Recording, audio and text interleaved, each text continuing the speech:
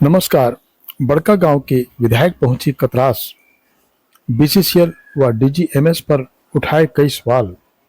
बताते चले कि बड़का गांव के पूर्व विधायक अंबा प्रसाद ने मंगलवार के दिन कतरास के राम कनाली ओपी क्षेत्र के मुंडा धोड़ा में पिछले 5 सितंबर को हुए भूधसान व लैंडस्लाइड क्षेत्र का दौरा किया। इस मौके पर घटना को लेकर उन्होंने बीसीसीएल व डीजीएमएस की कार्यशैली पर कई सवाल उठाए। उन्होंने कहा कि किस प्रकार आउटसोर्सिंग कंपनी को कार्य की अनुमति दी गई। उन्होंने कहा कि इस मामले में बीसीसीएल प्रबंधन व डीजीएमएस पर हत्या का मुकदमा दर्ज होना चाहिए। उन्होंने कहा कि बीसीसीएल और डीजीएमएस केंद्र सरकार के अधीन है। उन्होंने घटना में मारे गए लोगों के प्रति गहरी संवेदना व्यक्त करते हुए कहा कि मामले में हत्या का मुकदमा दर्ज होना चाहिए। इतना बड़ा माइंस चल रहा है। माइंस चलाने के लिए कानून होता है।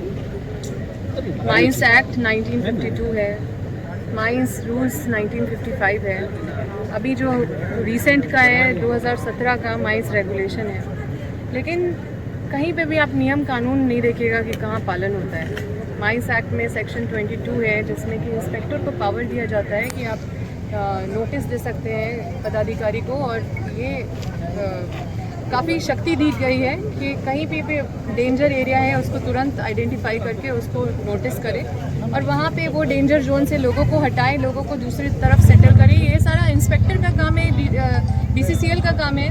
और सेक्शन 22 में ये प्रावधान है कि आप उनको वहाँ से शिफ्ट करें, और जहाँ पे डेंजर एरिया में अगर श्रमिक काम भी कर रहे हैं तो उनको वेतन पे देते हुए उनको कुछ दिन काम से वहाँ से हटा दें। लेकिन ये सब चीज़ का उल्लंघन हो रहा है। भारत सरकार का जो डीजीएमएस, जो मिनिस्ट्री ऑफ लेबर के अंदर जो इतना बड़ा संस्थान है, वो क्या काम कर रही है।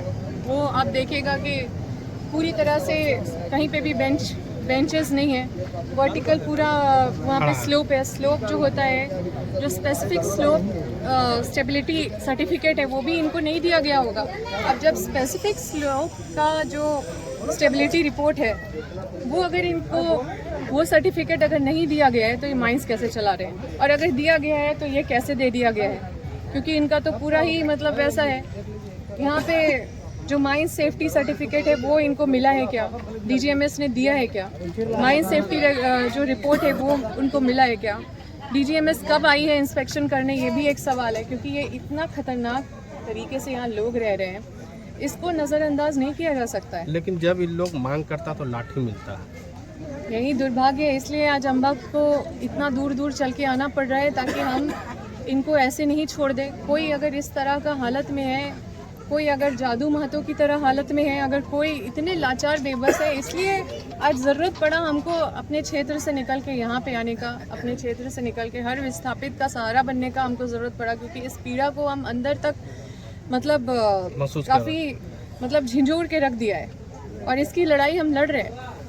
निश्चित रूप से ये बीसीसीएल तो अपना पलड़ा झाड़ेंगे, वो बोलेंगे कि ये तो आउटसोर्सिंग का काम है, ये तो हमारा गलती नहीं है, लेकिन वो प्रिंसिपल एम्प्लॉयर है, उनकी जवाबदेही है। लेकिन बाबूलाल जी बोल रहे हैं कि राज्य सरकार की जवाबदेही है पुनर्वास करना। देखिए, बाबूलाल मरांडी जी से आप विद ड्यू रिस्पेक्ट, वो बहुत सीनियर है, हम उनके बारे में टिक्का टिप्पणी हमेशा करने से हम दूर रहते हैं, क्योंकि हम चाहते हैं कि बड़े जो इतने तजुर्बे वाले नेता हैं उनके बारे में नहीं बोले। लेकिन विद ड्यू रिस्पेक्ट आपको उनसे पूछना चाहिए कि भारत सरकार का जो ये डीजीएमएस है, जो बीसीसीएल मतलब मिनिस्ट्री ऑफ लेबर के अंतर्गत एक बड़ा संस्थान है, वो क्या कर रही है, उनसे पूछिए ज़रा।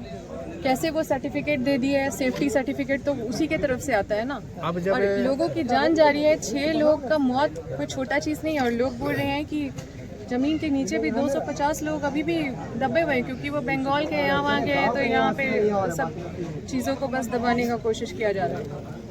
क्या इन लोगों का न्याय मिलेगा? इन लोगों की न्याय है कि एक सुरक्षित जगह पे पुनर्वास हो। बीसीसीएल के सारे पदाधिकारी जो संलिप्त हैं इन सब चीज़ों में, जिनकी लापरवाही से ये सारा घटना हो रहा है, उनके ऊपर कल्पेबल होमिसाइड का केस होना चाहिए। क्योंकि ये लोग की वजह से लोगों की जान जा रही है, और ये जानबूझ के ये मतलब लोगों को मौत पे ढकेल रहे हैं। तो क्या लगता है कि बीसीसीएल तब कार्रवाई करते जब कोई जमींदोज होता है, उसके बाद पुनर्वास करता है? देखिए, बीसीसीएल तो पूरी तरह से जिम्मेदार है, और अगर वो पलड़ा झाड़ने का कोशिश करेगी तो उनसे बस यही पूछना चाहिए कि क्या आप आउटसोर्सिंग के ऊपर बोलते हैं कि वो लोग कर रहे हैं या वो लोग की वजह से है, तो क्या इनके ऊपर ब्लैक लिस्टिंग का कोई प्रक्रिया आप चालू किए हैं? क्या इनके ऊपर कोई भी इस तरह का कार्रवाई की है? आगे ये नहीं हो, जैसे 6 लोग की जान गई है, ये छोटी बात नहीं है, और आगे ये चीज़ नहीं हो, इसके लिए क्या किया गया है? इसके लिए तुरंत क्या स्टेप उठाया गया है? अम्बे आउटसोर्सिंग का एक माइंस यहाँ चल रहा है अंगारपत्रा में, दूसरा माइंस चल रहा है BCCL ब्लॉक 2 में। क्या DGMS का ये फर्ज नहीं बनता है कि वहाँ पर भी तो जाकर वही तो देखिए? बाबूलाल मरांडी से पूछिए कि भारत सरकार का ये मिनिस्ट्री ऑफ लेबर के तहत जो ये इतना बड़ा संस्थान है, उससे क्यों नहीं सवाल करते? मतलब आप जब सवाल करने पे आएंगे तो पॉलिटिकल, आप फेयर होइए। DGMS की इतनी बड़ी गलती आपको नहीं दिख रही है? वो तो बोल रहे कोयला चोरी राज्य सरकार के कारण हो रहा है। तो BCCL क्या कर रहा है? BCCL किसका है? केंद्र सरकार से जुड़ा हुआ है। BCCL के जो पदाधिकारी है वो कहाँ से उनका चयन होता है? राज्य सरकार से कि केंद्र सरकार से? और ये प्रोजेक्ट कहाँ से आता है? राज्य सरकार से कि केंद्र सरकार? कौन चोरी कर रहे हैं? तो ये तो एक विषय जरूर है, ये भी गंभीर विषय है। चोरी तो नहीं होना चाहिए, पूरा तो माइनिंग माफिया भरे हुए हैं। अब वो कहाँ के हैं, किस पार्टी के हैं, हम नहीं जानते, लेकिन जो हम जानते हैं कि BCCL जो है ये दूध का धुला हुआ नहीं है, सारा चोरी तो यही करवा रहा है। इसके अंदर ही चोरी हो रहा है, इसके अंदर ही DGMS को कैसे ये मैनेज कर ले रहे हैं, कैसे DGMS चुप है, इन सब चीज़ों में खामोश है। इतना बड़ा मामला हो गया है, लोग की जान जा रही है और मतलब DGMS अभी भी खामोश है। तो ये तो एक प्रश्न चिन्ह नहीं है, ये तो सीधा सीधा आरोप है कि आप तो पूरा एकदम ये लोग को पूरा भ्रष्टाचार करने के लिए पूरा छूट दिए हुए हैं। तो क्या अम्बे के इस करतूत को लेकर बिगुल फूंक चुकी है? देखिए, हम हर गलत चीज़ के खिलाफ खड़े रहेंगे, और ये जो BCCL है ये प्रिंसिपल एम्प्लॉयर है, इसके अंदर जो भी आउटसोर्सिंग आती है उसके बारे में क्या ही आप लोग सब जानते ही है सारा कहानी। लेकिन मेन जो है कर्ता धर्ता जो BCCL है, उसको जो देखना चाहिए वो अपनी जिम्मेदारी से पीछे है, और सब पे कार्रवाई होना चाहिए, चाहे वो आउटसोर्सिंग कंपनी हो, चाहे BCCL के पदाधिकारी हो, और इन सबको जेल में डालना चाहिए। ये सब